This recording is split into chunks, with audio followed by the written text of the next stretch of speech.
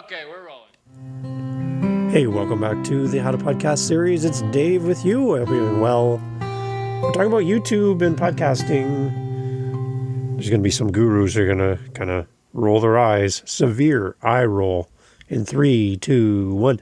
Yes, we're going to talk about YouTube and podcasting and some best practices for all of us who are using YouTube to reach and grow our audience.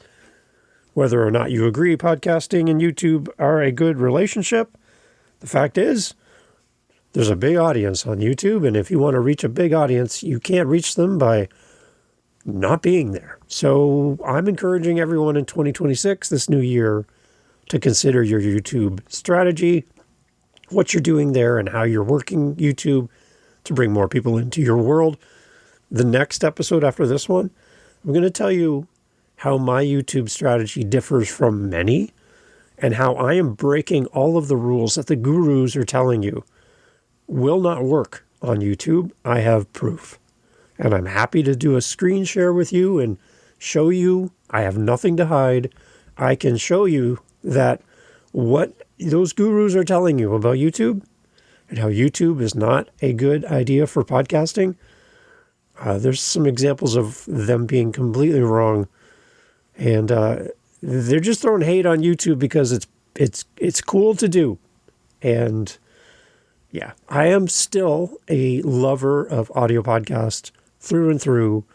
All of my shows are hosted through what we call an RSS feed, meaning that one upload goes to multiple places at once and multiple places report back to me on my audience and my listenership and my views and all that stuff. So I am a firm believer in the RSS feed approach to podcasting. It is the one thing that will keep you from being canceled. But at the other side of it, there's a value to being on YouTube that I think a lot of gurus are dismissing at their peril, because the world is changing, opinions change, viewers and listeners are mixing together in one big happy group. It's going to be very hard to separate them. So if you're the type of person as a podcast guru who likes to have all their food on their plate never touch each other, like the peas can't touch the potatoes and the potatoes can't touch the carrots, and oh my gosh, and you have to have like one little segmented table, like plates that your kids would have. If that's your approach to podcasting, then you're a dinosaur in this space, and eventually, yeah, we know what happened to them. So sometimes the food mixes together, and that's called like stew or soup or whatever. I understand that we need to measure podcasting properly. I understand the benefits of RSS. I understand all of that. But when the audience comes back and tells you what they want, to ignore them is to really hurt your chances. So I'm all for whatever you want to do in podcasting, but my heart is always with RSS. I love audio podcasting. That's where I live the most, but I understand the need for some people to do something different. So I'm torn. And I'm probably one of the only people in podcasting that talks about podcasting that will actually admit that I'm torn on this topic. But I do believe that YouTube has a place in the future and currently for podcasters. And you'll never get the benefits of YouTube if you're never there. So even if you just do baby steps, like what I'm doing, and the next episode I'll explain what I'm doing specifically. But even if you do baby steps, at least you're there. And that opens the door to a whole new world for you to consider. So YouTube and podcasting. I know, hotly contested, a lot of division, a lot of people throwing rocks at each other over this. I just think that we need to think about the audience. They're the most important. Where they are is where we need to be. So keep that in mind. So in the last couple episodes, we talked about YouTube thumbnails and having your podcast connected to YouTube so that every time a new episode goes live to Apple and Spotify and Audible and on, it automatically goes to YouTube as well. And the benefits of that, even though it's an audio podcast showing up on YouTube. Again, severe eye rolls from all of the old gurus who are like, that's not a podcast.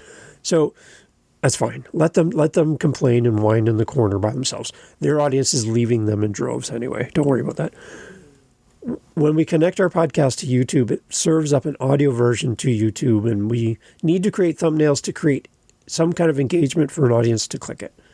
Remember, not everybody who watches video on YouTube is actually watching video on YouTube. It's on in the background, just like an audio podcast. So again, if you're not there, you're not going to have any chance of being found there. So at least having your show connected through your RSS feed to YouTube allows you to be there. And I have proof next episode on why that works. But we talked about YouTube thumbnails.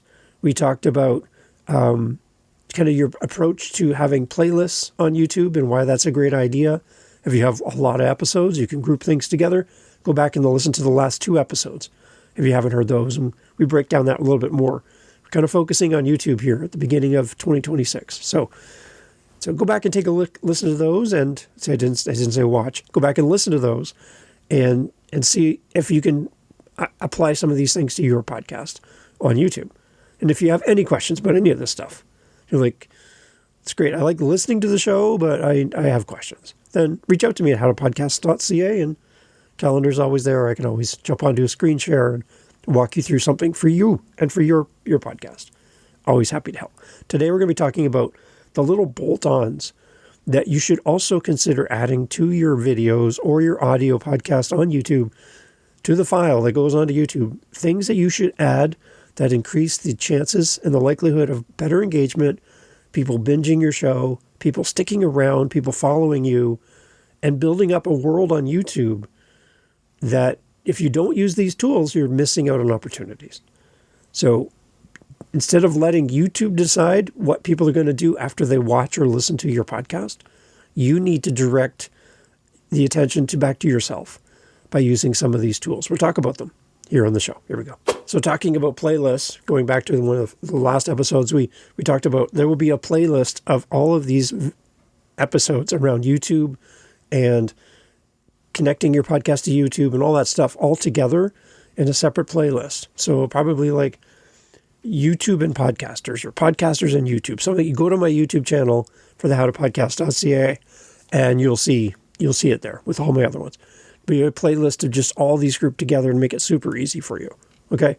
That's how we do things around here. Try to make it as easy as possible. So there's a bunch of stuff that YouTube gives us on the back end in our YouTube studio. And it allows us to tailor how our channel looks, how it operates, how it serves up new content, how it recommends the next video to watch, next audio to listen to. So there's a lot of things here that we can lean into to help our YouTube channel grow, our audience grow. There's a lot of great stuff here. So take a look at the show notes.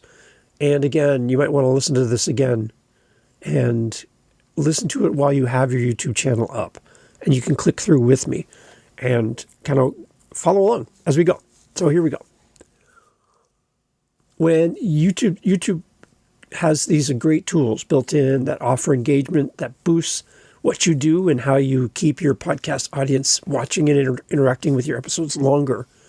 So there's some really key things for us to consider as we go through this. One of them is called cards. Now, if you don't know what a card is, I will put an example of a card in the audio version of this podcast on YouTube. Right?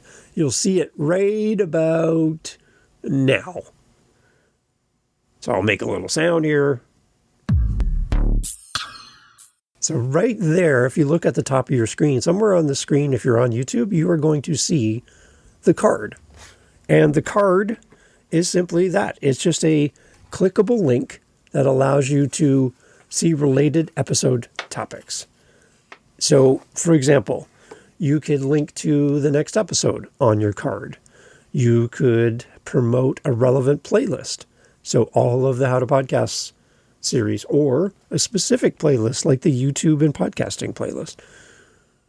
You can use a poll card to ask your listeners what topic they want next. You can keep the card messages short, clear, and contextual, tied to the current discussion.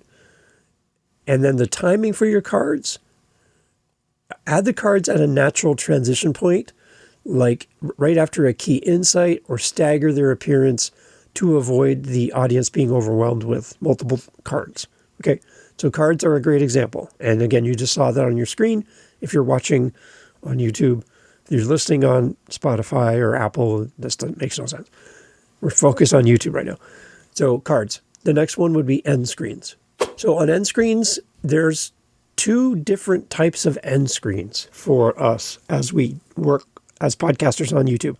If you upload your own podcast episode without an RSS feed. So what I was doing before YouTube allowed us to do RSS feed uploads is I was manually uploading episodes myself. And I was using oneimagevideo.com.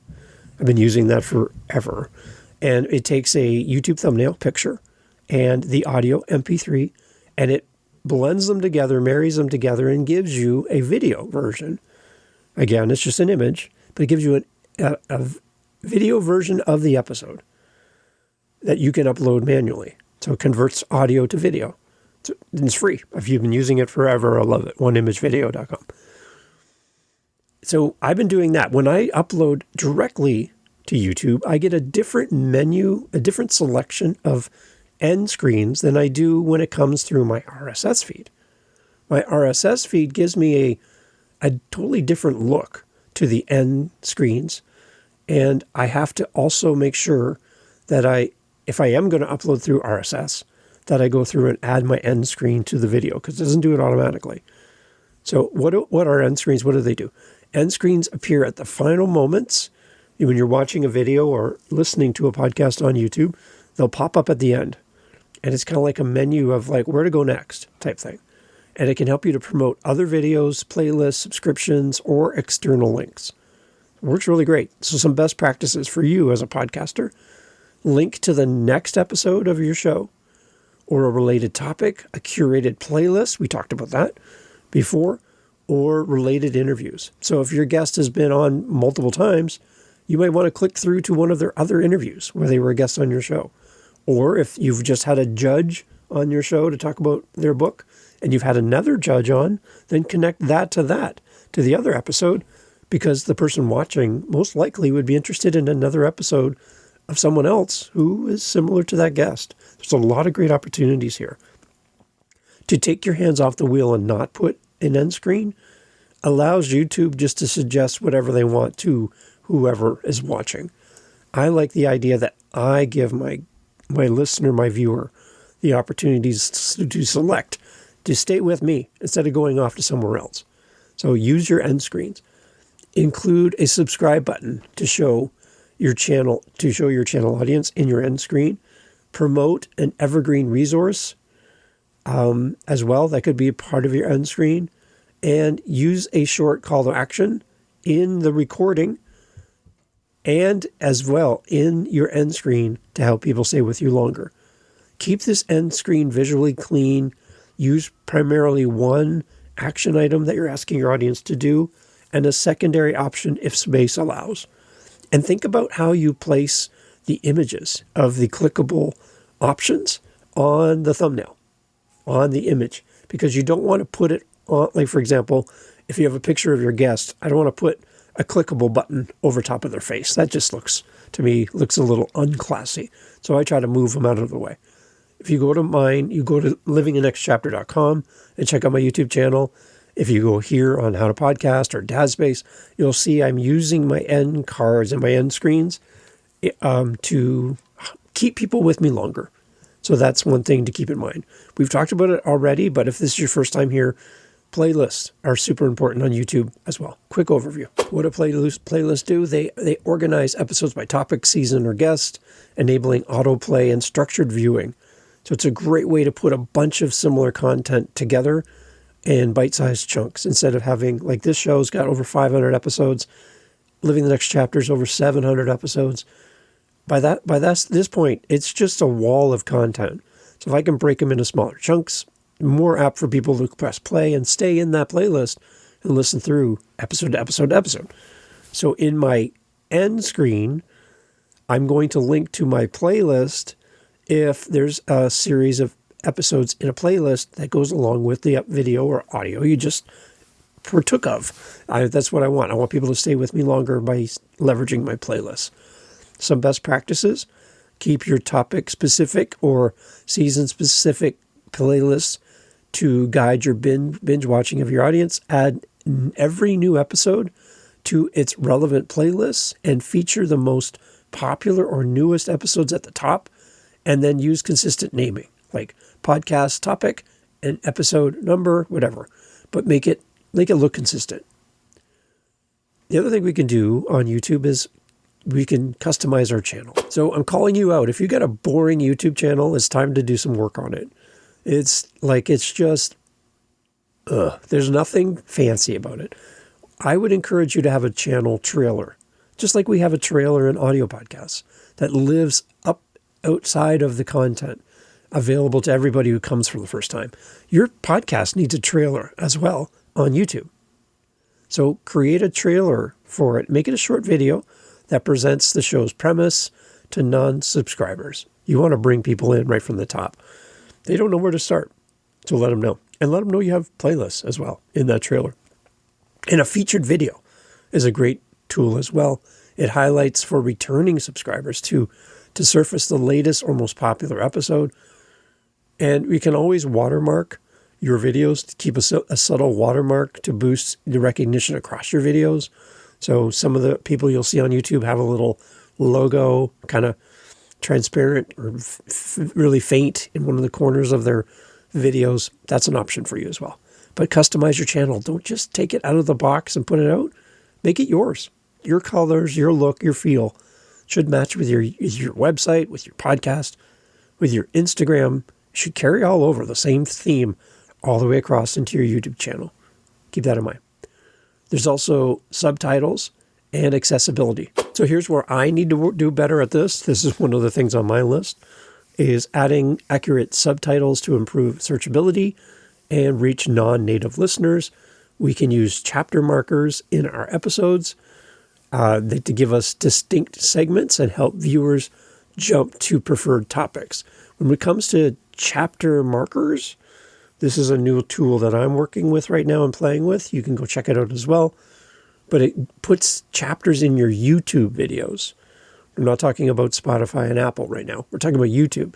It puts chapter markers into your YouTube videos so that you can send people to these different key points and they can skip around. If you have 30 topics you cover in your podcast episode, which is probably too many, you can then make it so people can jump around. So if I'm not interested in topic A, but I want to go to topic B, I can click chapter button and I can jump and skip all that other stuff.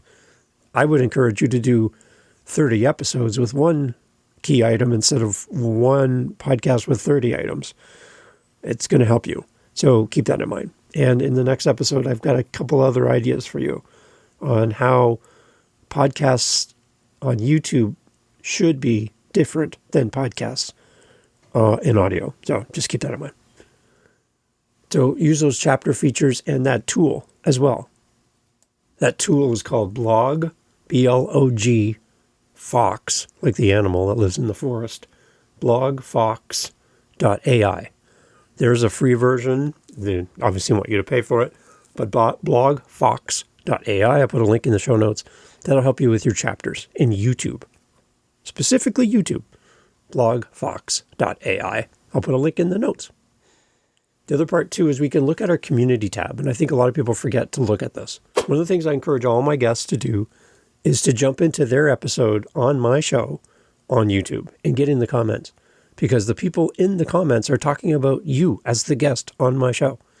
They're like, oh my gosh, this is my favorite author. I can't believe I get to hear them on an interview. This is awesome. I've got all their books, blah, blah, blah, blah, blah. And then the author rolls into the comments and starts talking to the commenter in my episode without me prompting it. And now the guest can now talk directly to the viewer and listener. Like, what a great combination, right? So guests, always go into the comments and at least introduce yourself. If there's no comments there, be the first comment and say, hi, I'm the guest on this episode. Happy to connect with anybody. If anyone has any questions, leave them here. But go in the comments when you're a guest on a show. Why are you not doing this? This is prime real estate for you to connect with the audience. And for us as podcasters, that community tab is where we can use polls, behind the scenes updates. We can have teaser images. We can maintain engagement. You can ask questions to your audience, pose things to them. It is like a social media app in that sense. That community tab needs your attention in 2026. So please go take a look at that. So what are some best practices for podcasters targeting YouTube and the YouTube audience? One thing I would suggest to you is to plan out more interlinked engagement paths so that your audience has a clear destination to head to. Map out each episode with a primary call to action, like listen to this episode and this playlist, and use that in the content. Talk about it. And then secondary options like subscribe, join, discussion and comments, check out the show notes, all that stuff. And encourage your listeners and your viewers to jump in the comments, as you'll see other YouTubers do. Encourage them to do that, because that's where fertile growth is going to grow, right? It's a great spot to plant some seeds to do that. And align your audio content with your video content. Use clear podcast-friendly visuals, waveforms, guest photos, topic, banners, and keep on-screen text minimal but informative. Optimize for watch time and retention. Hook people within the first 15 seconds and even the first 3 to 10 seconds with a compelling question or a teaser or something that rolls people into the content. Remember, they're coming from somewhere else, generally, when they come to you. So you got to hit them right from the beginning and avoid all the chit-chat. We'll get into that in the next episode. And then use those mid-roll card prompts. Only when there's a natural interruption or transition, don't throw them in randomly. Make it make sense. Even on YouTube, as it is in all podcasting, consistency is important. Publish on a regular cadence. When you're here and there, you're in and out, you post, you don't post. There's no common elements to that. So be in a common state and post often. That's really important. Publish on a regular cadence and cross-promote. Promote related podcast content on the end screen and within cards. And if you like this guest, then check out this interview, that kind of stuff. And don't forget to tag and collaborate with your guests. There's now options to do this in YouTube that you haven't been there historically. So you can tag each other and it helps to show up on their content and vice versa. So make sure you're doing that as well. A quick talk about show descriptions and some key elements to include in your show description, your show notes. Let's talk about that. Make sure you have some clear show branding in your show notes, your descriptions. That's something that you need to keep in mind, like a one-line value proposition. Remember, people aren't going to read everything you write there, but make sure you have the best words there. Episode title with a hook, guest name, credentials, episode number, and release date are encouraged. Short bullet points on the topics covered, format, interview, solo panel, and any special features, question and answer, listener submissions. Timestamps are optional but encouraged. Your call to action, your primary action item you're asking from your viewer and listener. Subscribe for weekly episodes or follow the podcast on your favorite platform. And then any secondary call to actions like links to transcripts, companion resources, and the show's website. If you mention anything as a resource in the content when you do your podcast, make sure there's a clickable link in your show notes. Super frustrating. There are podcast gurus who bring on guests, do great interviews with these other podcasters they're coaching. And when I go to the show notes, because I want to go check out the podcast of the guest on the guru's show, there's nothing. Only their funnel for that podcaster. Nothing about the guest, nothing about their show, no links to their socials or website or their podcast to go listen to, nothing. And I'm like, you're the guru? Really? So, yeah, you're listening and participating with the wrong guru if they can't even give the promos to the people they feature on their show. Tangent averted. So make sure you have clickable links to send people into the world of the guests and the topics. Make sure that if you mention a book, a website, anything, there's a clickable link to what you're talking about. Super important. So this is just a small taste of some of the things you can do on your YouTube channel. And there's probably new features coming out all the time. So this is kind of dated, and in the future, there are probably even more or less of what we talked about today available to you. So reach out to me anytime, and you and I can get together and pull up Zoom, do a screen share, and walk through your YouTube channel. And we can pinpoint some of the things that maybe you're missing on your YouTube channel specific to podcasters. Not a YouTuber, a podcaster on YouTube. There's some things that can really help your podcast grow. So reach out to me. Happy to help you with that. The one thing, too, I would encourage you to do is grab links to your YouTube episode that you're talking about, to your playlist on YouTube, and then feature those links elsewhere. So if you have a Substack, for example, and you're writing about your podcast and about your topic, pull in links from YouTube to your Substack, and from your Substack to your YouTube, and make those connections happen so people know where else you are. It's great. When you mention in episode 35, we talked to so-and-so about the thing, then have a link in Substack that goes right to YouTube, right? Or in your social media, or in your email signature, or in your LinkedIn bio. Have links to the things that you want people to link to. Don't forget to do that. That's really important. The more people you can send to your YouTube channel, the better. Again, there's so much to talk about. The next episode, I'm going to share with you what I believe to be a very unique YouTube strategy that's working for me. It is apparently the complete opposite of what gurus are going to teach you. And even though they say it doesn't work, I have proof that it does. So you can listen to them and not be on YouTube and hope for the best, or you can listen to this show, take some of the ideas that we're sharing here, put them into practice, and measure it for yourself. You decide. It's your show. And don't just listen to somebody because they have a podcast. Listen to somebody because they've invested in you and you're invested in them. It's time to pick the right mentor in 2026. Somebody's going to tell you the truth and not just get you to sign up for their funnel. I'm not here to sell you on a $2,000 course. I'm here to help you grow your show. And that's why we do this show every single day in the year 2026. Yeah, every day we're going to have an episode for you. So come back tomorrow. We're going to be talking about YouTube and some of Dave's best practices for the How to Podcast series and my other 8 shows. Happy to be here with you, and I'm glad you're here. Thanks for being here. So I get asked quite often, usually at the end of a podcast, like right now, Dave, how can we help you? Like, how can we, as a listener, support the show? Can we come rake your leaves? Can we cut the grass? Shovel the snow? Watch your dog? Help you move? What can we do? Clean your dishes? Oh, that'd be interesting. Well, if you can't do that because, you're in Poland, maybe you can help us by supporting us with our Buy Me a Coffee. It's right there on our website. And, it just will help us to, A, stay fueled because, we drink a lot of coffee around here, and it helps the show. So if you want to help us, it's out of the goodness of your heart. I can tell you that listening to the podcast to this point, you've already helped us so much. But I do have people saying, Dave, I'd love to give back something small, even just to the show. Buy Me a Coffee link is on our website at howtopodcast.ca. And you can support the show that way.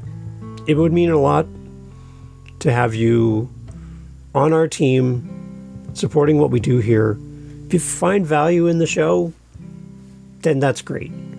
Share the show, tell somebody about it. And when somebody says, Dave, I want to start a podcast, who should I check out?